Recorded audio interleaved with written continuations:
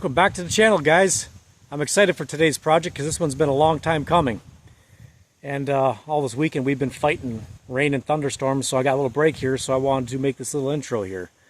My next project, my trailer. So let me tell you a little bit about this trailer first. Okay guys, it's starting to rain again, so I want to make this quick. As this currently stands, you can see it's a Pintle hitch trailer. I plan on converting this into a gooseneck trailer. It's only got a 20-foot deck right now, 16 flat with a 4-foot beaver tail. I want to make the overall deck length 30 foot. We're doing 25-foot flat with a 5-foot beaver tail. At least that's the plan right now. And right now it's only 96 inches wide. I want to go the full legal width of 102 inches. I would like to add cross members because, as you can see by the broken deck boards, there's nowhere near enough support when you're hauling something heavy like a forklift. It's too much concentrated weight in one area, and it tends to break through the boards as you're hauling it and bouncing down the road. No good. It's got 6,000-pound mobile home style axles right now. Not worth a crap if you ask me. So I purchased 8,000-pound axles with an 8,000-pound suspension. The current gross vehicle weight rating of this trailer is 20,000 pounds. I hope to upgrade that to 25,000 pounds. And I want to add rub rails, stake pockets, and pipe spools. So I have something to put chains and binders around when I'm hauling loads. Because right now all we got is one D-ring. And 2 D-ring, same on the other side. Nowhere to strap to, nowhere to chain to. Kind of sucks. We just got this one beat up old jack on the front right now. It works, but not great. I want to upgrade to dual jacks, to which I also purchased already. The ramps. These ramps suck. That's all there is. They're beat up. They, as you can see, put this down to the ground. I mean, they're a good ways up. It's hard to get cars up on that. So we're gonna get we'll build some better ramps for this. And then we want to upgrade some of the legality issues here. By law, you're supposed to have a breakaway kit. I've got no breakaway kit on this thing. By law, you're supposed to have DOT tape. I have no DOT tape on this thing. And some of the functionality of it. I've picked up broke down cars before. I end up hand winching it up on. A lot of work, a lot of effort, a lot of time. I want to add a winch to this thing. And speaking of cars, this beaver tail angle, ridiculous. Like it's far too steep. And I think part of the problem is that it's only a 4-foot beaver tail.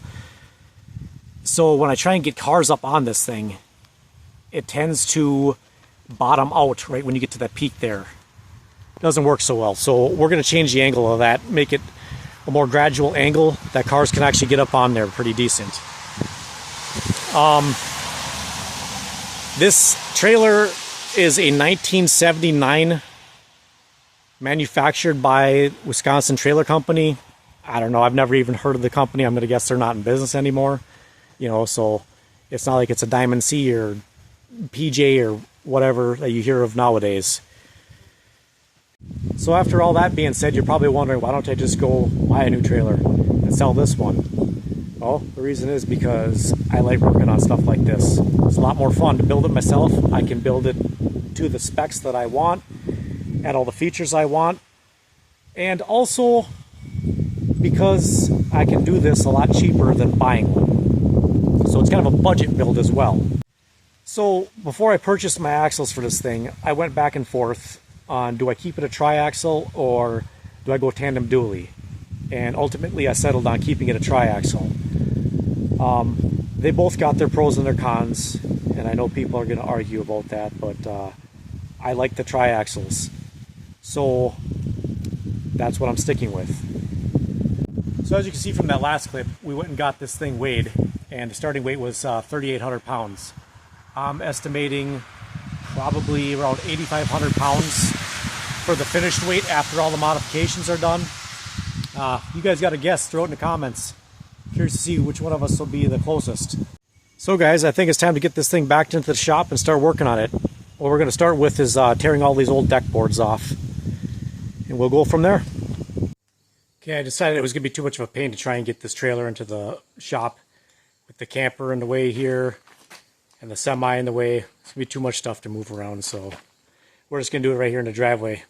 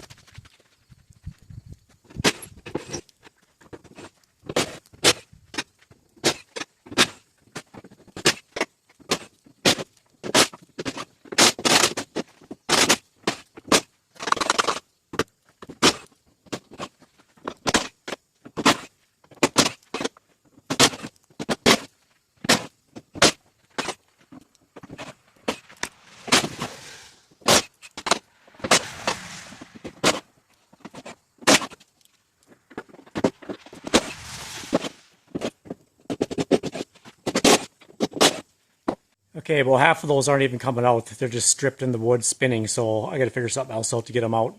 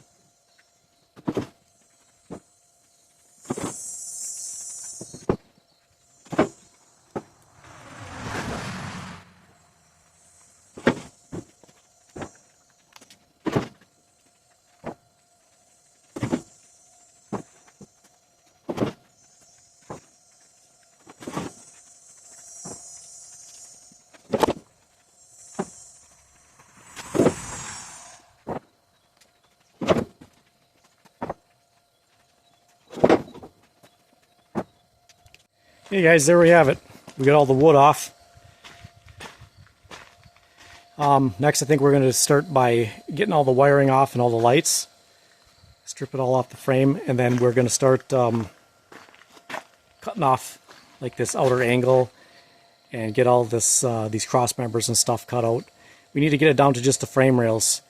What I didn't mention is that I've already got the next section built that is adding on to this with the new axles, and the new axles are wider than these ones. I went the full 102-inch width, and so I had to, because of the spring seats, I had to spread the beams further apart than these.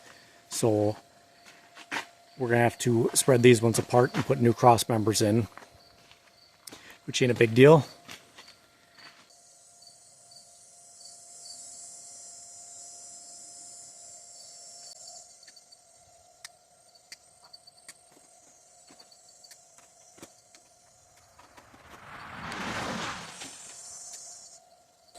Okay guys, I got all the wiring stripped off and the lights out. I don't know if you can see that down there.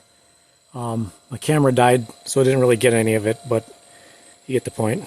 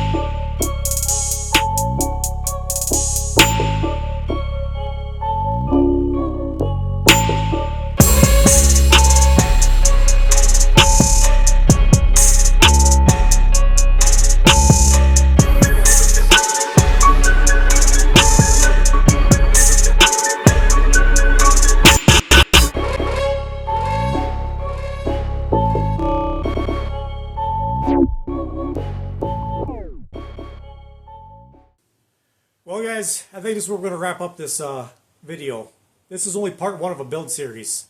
I started this project on March 31st of 2025, and it's now December of 2025. I started out with some pretty good momentum on this project, but then summertime came, and I just got super busy with a bunch of other things, so this kind of got put on the back burner. I do plan on picking up on this project again in the not too distant future, because more than one time now, since I've started this project, I could have used this trailer. So I guess at this point, I'll kind of walk around, show you where we left off with this project, and we'll go from there. So the trailer still looks the same as it did after stripping the wood off and all the wiring and whatnot. Like I said earlier in the video, the next thing to do would be to get it down to just the frame rails. So I got to start by cutting off the side pieces and all the cross members and remove the axles, cut the tongue off. And this is currently the trailer frame. You guys didn't see, I got all the axles bolted on and obviously all the suspension on. I had to do that just so I could get this thing moved around, because I got this in the other bay of my shop right now. It was much easier to roll it around once it was on wheels. That's just kind of temporary. And up on the car lift here, this frame is going to play a part in my trailer build. You'll see that in the coming up video. Like I said, guys, this is only part one for this build series. And if you watch any of my other videos, you'll see I've bought some other tools to make this project go a little smoother. I bought a MIG welder, I bought a mag drill, bought a 9-inch grinder. And we are just getting into this project. It only gets better from here. So now comes the part where I want to say, if you guys have made it this far in a video, I greatly appreciate it. Watching these videos all the way through really helps out the channel. If you guys like this video, can you do me a favor? Just give it a thumbs up. That, and if you know someone else who likes this kind of stuff, share it with a friend. And like I said, that also, it really helps out the channel. And if you haven't already, go ahead and hit that subscribe button. That way you won't miss part 2 of this series or any of my other videos. I appreciate you all being here, and I'll see you on the next one.